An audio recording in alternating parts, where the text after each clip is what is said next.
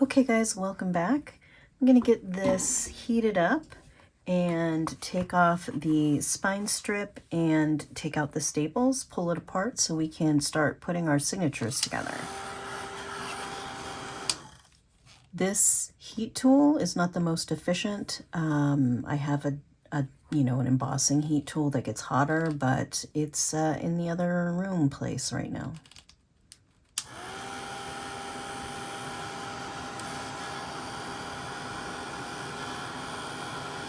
I'm essentially just heating up the glue to get it to loosen up so I can take off the sticker.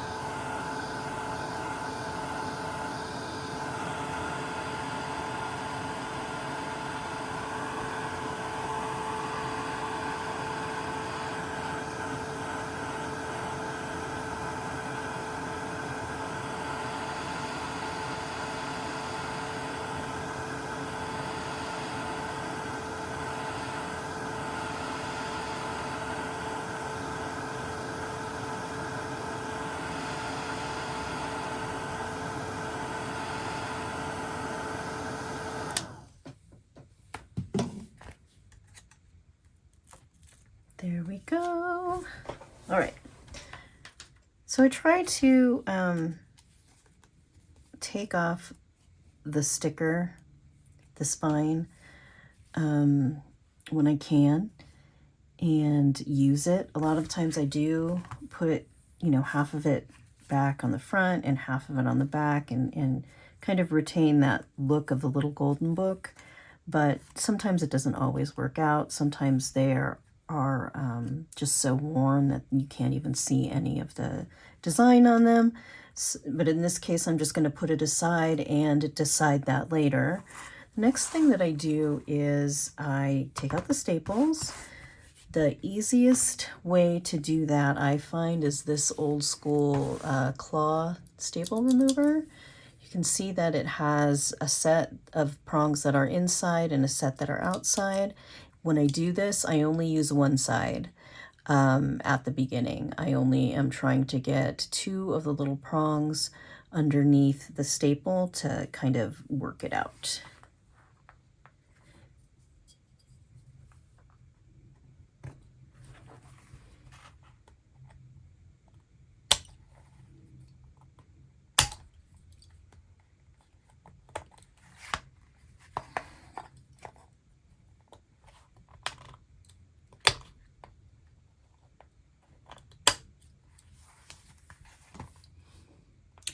When you're taking off the spine, usually a heat tool will work for that. I have had books that are as old as like the 40s that have basically the same construction, but the glue that they used for that sticker, for that spine strip, is just so strong that it won't budge, even if you get it really hot. So in that case, I don't even know if it's safe to be heating it up. And so just do what you can. A lot of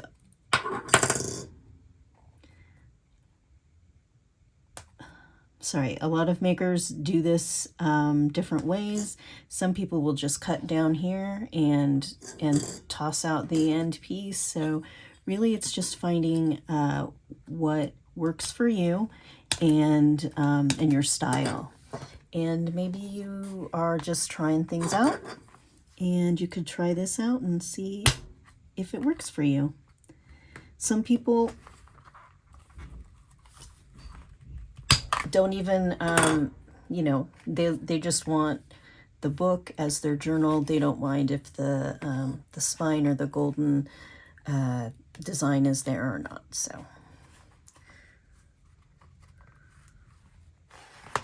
So if you're smart and have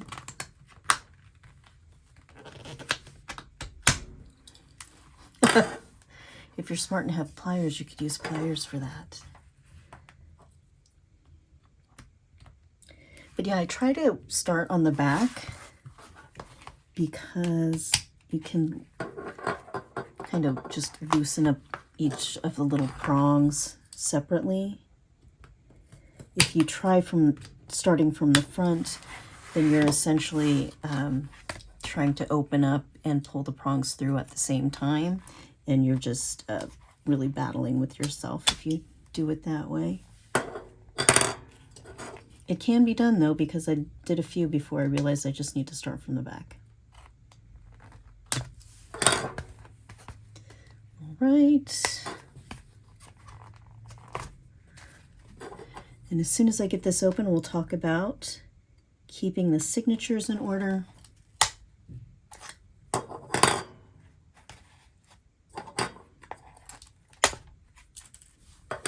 Make sure these get in the trash.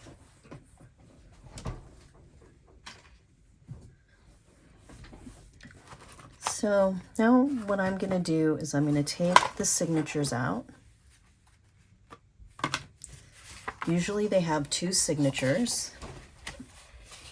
Just kind of take a look at what you've got here from the top.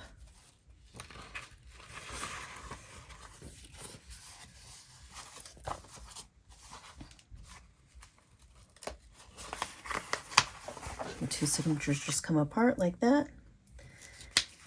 I'm not going to take them apart any further at this point,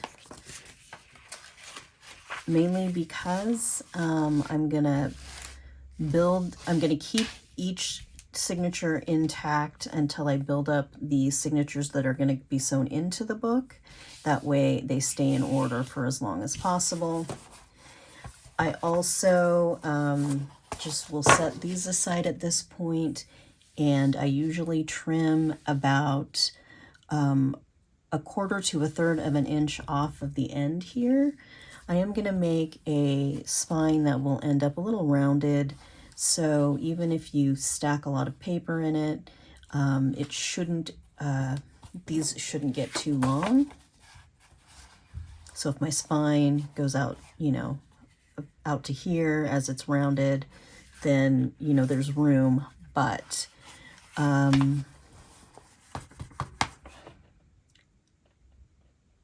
just in case that doesn't work out and I have to do a really flat spine, I also like to just take a little bit off. And I just do that the easy way. Take my signature.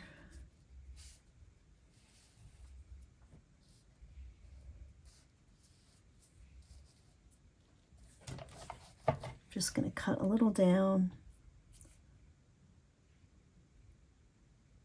Going to start with about a quarter of an inch. I can always cut them down later if I need to.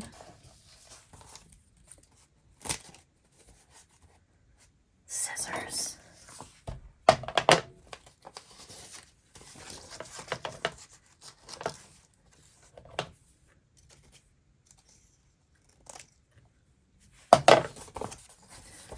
This Country Mouse City Mouse book is a Richard Scarry illustrated book. So these images might look familiar to you just because they're in his style. Set that aside. I'm going to do the same here.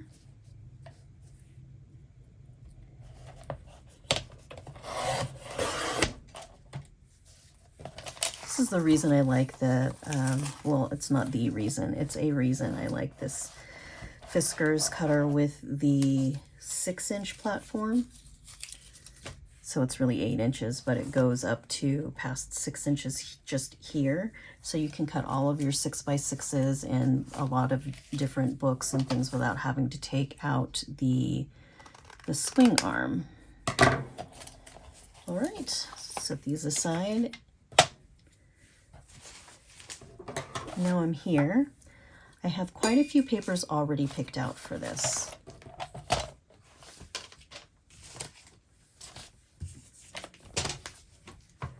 The only thing that I wasn't able to do is grab map pages, but if I have time, I will still do that before the signatures get sewn in.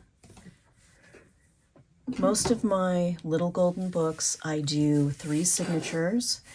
And usually I'll do between 13 and 17 pages. I will use fewer pages if some of them are going to be really thick, or I anticipate this person putting a lot of ephemera and adding a lot to it, whoever, you know, the recipient would be. And also sometimes I use some of the heavier scrapbook paper for like the cover of each signature, so you know that gets bulkier as well. But for now, what I'm doing is I am going to make 3 stacks here. I'm going to pull out the camera a little just so I have more room. There we go. So each signature will have a few different things.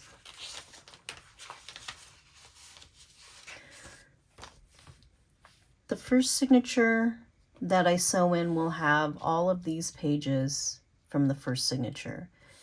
And the third signature I sew in will have all of these pages from the second signature of the Little Golden book. In between, I'll put a lot of stuff in the middle signature. When I do this part, I'm just organizing them, so I'm doing 3 piles. I am not yet like folding everything and putting them in the order that I want the pages to be in. I do that at the end, and I do that, you know, just with one signature out at a time. So some of the more interesting stuff that I have here will probably go in the middle. So I have this, of course. This is a baseball sleeve pocket, or, you know, for a notebook. And I just cut off the holes where the notebook, where the holes were, and cut off one of the sections. So there's that. And I have a doily that I think I want to go in this one. There's one where they're eating dinner. Here it is. And I wanted the doily to go in that one. So the doily will go with this.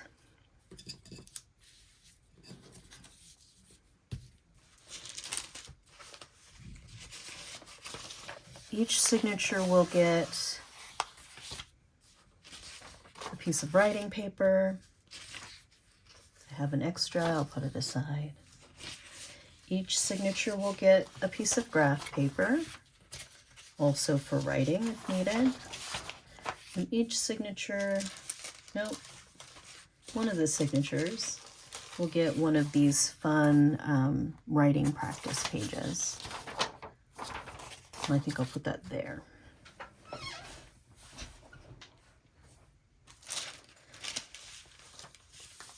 going to put this here. I have a sheet of tracing paper. This is, sometimes I use tracing paper, other times I use vellum. I also substitute parchment paper when I have it, so this is going to have both. Let's see. Let's do it this way.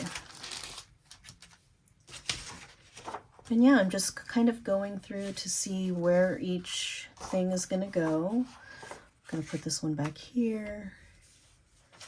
I have 2 of these.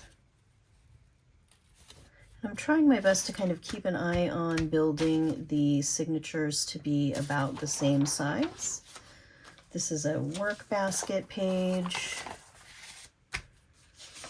I do like to add some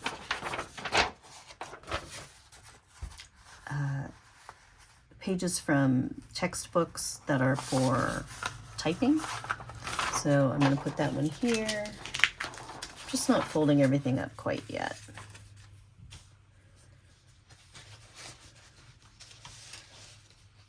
Thought it would be fun to have some old vintage stationery. This one has a corresponding envelope, so I'm going to put that here as well. Since I'm going to have an envelope in here, I might move this one here.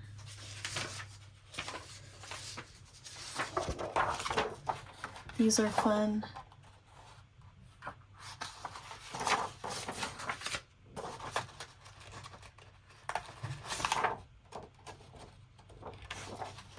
Need my fingers to cooperate. I think there's only 1, 2. Yep, just 2. Is that still in frame? Mostly in frame.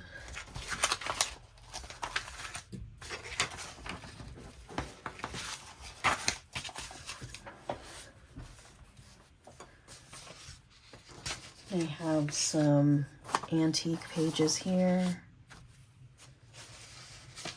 I have this page from, this is a John Alcorn illustration. That in the middle. This one will go in the middle as well. This is like from an old clip art book of frames and like embellishments. Flourishes, that's the word I'm looking for. I knew I would find it. I wasn't sure when, but I knew I would. Okay, so a couple pieces of ledger paper. Now I have some pages that I DIY'd. Oh, look, we have another one of these. Let's see where that other one went. I think it's in the middle. Yeah. I mean, it's no big deal if two pages end up in the same thing. I just spreading them out.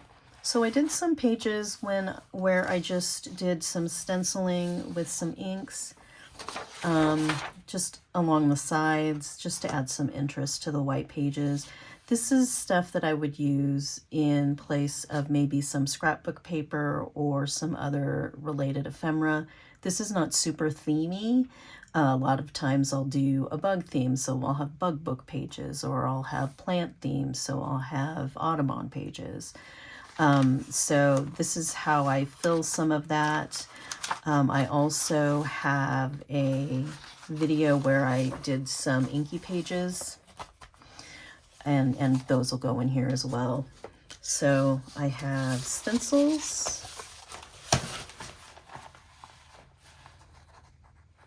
And I've lost count at this point of how many pages are in each signature. So once I get all of these pages added, I can figure out if I need to take anything away. Come on. Here we go. Oh, I really like this one. I like the circles. I like the dots. Those are blank. Here. Now I have some of these. Oh, let's do that.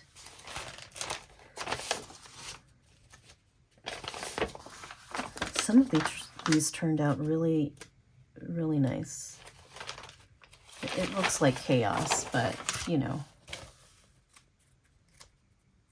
But I really like the organic look of the pages when they're just kind of sprayed and washed out with some water. This is too many pages. Ooh, that's really dark. I like the texture in this one. This one I sprayed and it got the speckle look, but then I just hit it with the water right away, and then some of it started to wick, but some of it was already soaked into the page. Let's see. These do have two more. I'm going to set those aside because I think we're at capacity, but let's take a look here. I'm going to stack them. I'm going to check the time. We're good.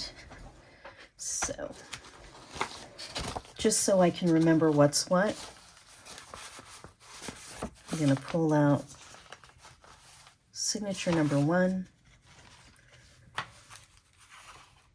I have 1, 2, 3 pages, 4, 5, 6, 7, 8, 9, 10, 11, 12, 13, 14, 15, 16, 17. Probably pull a couple pages from this one.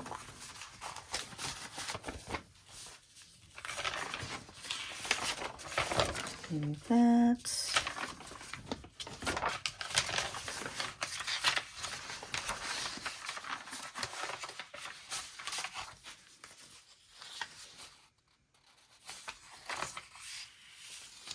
And this. So that puts us at 15 pages for signature number 1.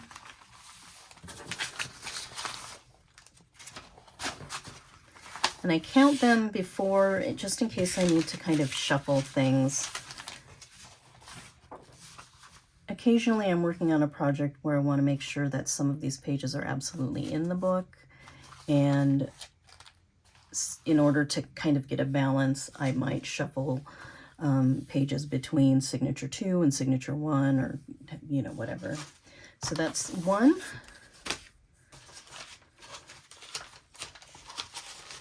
This is signature 2. This is the one that doesn't have any of the little golden book pages in it. So let's see what we have here. 1, 2, 3, 4, 5, 6, 7, 8, 9, 10, 11, 12, 13, 14, 15, 16. This is signature 3. 17, 18, 19. So I need to take some pages around, or out of here. So I know I want this one.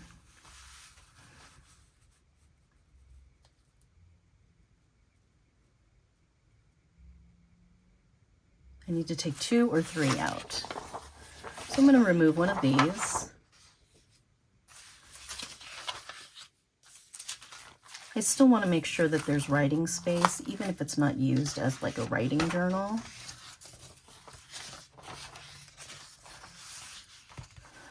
Like some ledger paper. I think I will take out one of these.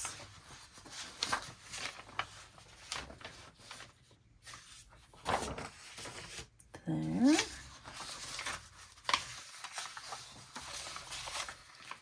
17. I think that's good. Most of these pages are fairly lightweight. So again, or now that I figured it out, this is signature 3, because it's the signature in the middle that doesn't have any of the book pages in it.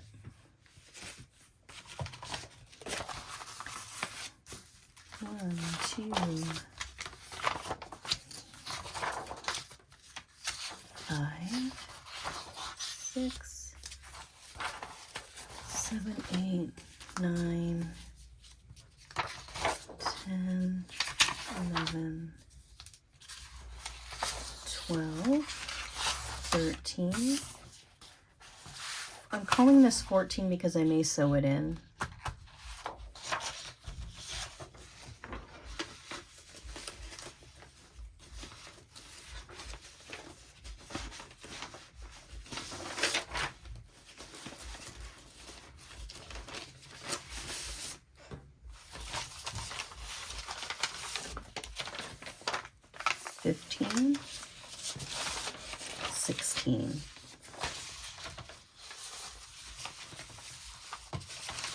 So I want to also remember that once I get them sewn in, I'm going to add some things to the book. So I'll add some more pockets and maybe a couple belly bands, flip out. Maybe I'll add a little handmade notebook, just like a small one, like 4 or 5 pages. So I don't need it jam-packed at this point, but we are also just creating the spine to be as tall as, or as wide as we want the spine to be. So the reason I limit myself to, you know, usually around 13 to 17 pages is because once you start getting all of that bulk and setting all of the pages inside each other, you may have everything cut down to size, but it grows so much at the fold here that some pages stick out more than others. It doesn't matter. I'm not too worried about that, but that's just something to consider. So now what I need to do is I need to fold down my signature pages, and for a little golden book, my pages would be usually 8 inches tall because that's the height of the book. So they can't be any taller than 8 inches, but they can definitely be smaller. And then no longer than usually 6 inches. I will say that the book is wider than 6 inches. Let's grab it here.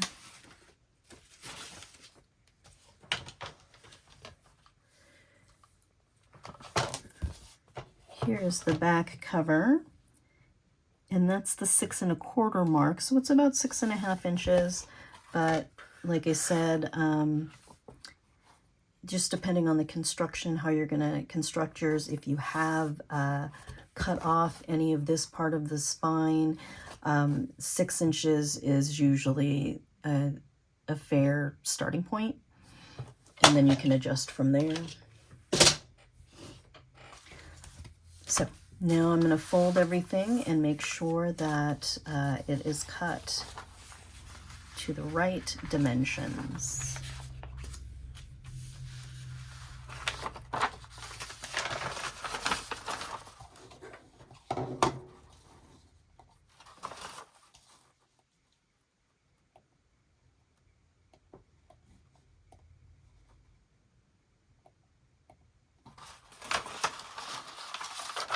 So all of these we know already are regular copy paper, so they are 8.5 by 11.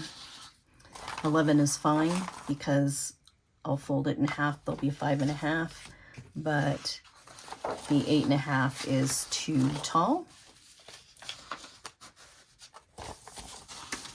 So I'm going to cut some of these down. I'm just going to start with this batch of copy paper here.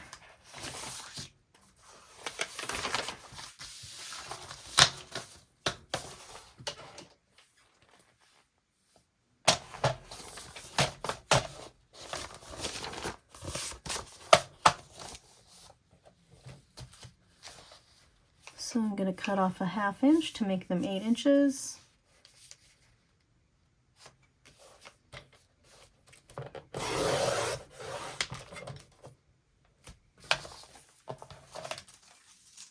Those will go in the scrap bin. This one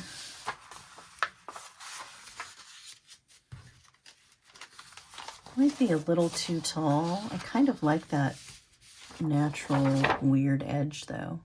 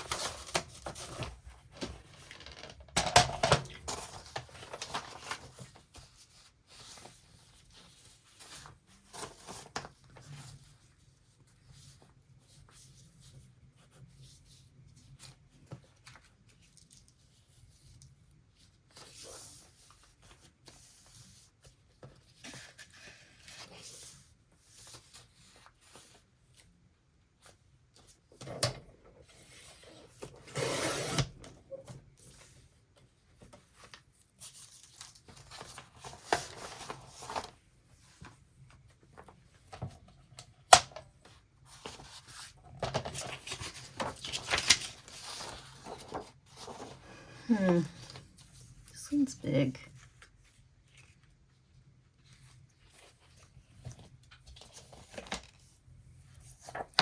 I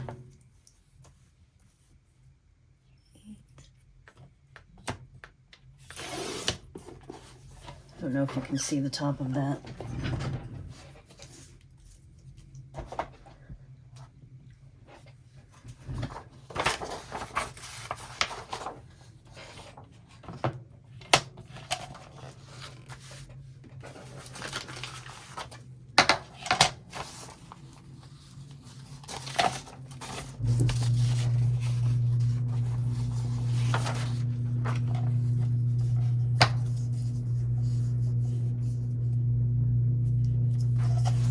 About 7 1/4, and this one should be fine. Let's see.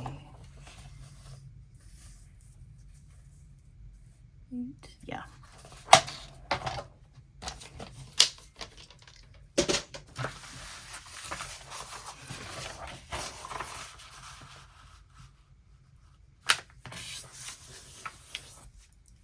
So I'm going to do that for each of these, and when I come back tomorrow they'll be ready to sew into the spine, and I'll show you how I do that.